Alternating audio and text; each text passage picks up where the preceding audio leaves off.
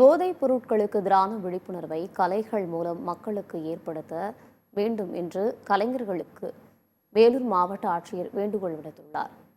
வேலூர் கோட்டை மைதானத்தில் நடைபெற்ற வேலூர் சங்கமம் நம்ம ஊர் திருவிழாவின் 2வது நாள் நிகழ்ச்சியில் 375 கலைஞர்களின் கலை நிகழ்ச்சிகள் நடைபெற்றன. விழாவில் பேசிய மாவட்ட ஆட்சியர் சுப்பலட்சுமி, கலைஞர்களாகிய நீங்கள் இதேபோன்று நல்ல கருத்துக்களை மக்களுக்கும் சமூகத்திற்கும் சொல்ல வேண்டும் என்று கூறினார்.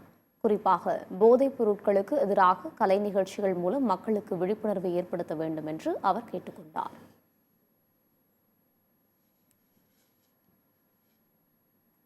கலைகளின் மூலம் நல்ல கருத்துக்கள், சமுதாயத்திற்கு வேண்டிய நல்ல கருத்துக்களை மக்கள் மனதில், நம்முடைய விடுதலை போராட்ட காலத்தில் இருந்து மக்களுக்கு சமுதாய கருத்துக்களை சொல்லக்கூடிய ஒரு இயந்திரமாக, ஒரு நல்ல தகவல் தொடர்பு மையமாக கிராமிய கலைகள் செயல்பட்டு கொண்டிருக்கிறது. நாங்கள் கலை பண்பாட்டுத்துறை அதிகாரிகளிடம் இதை சொன்னோம்.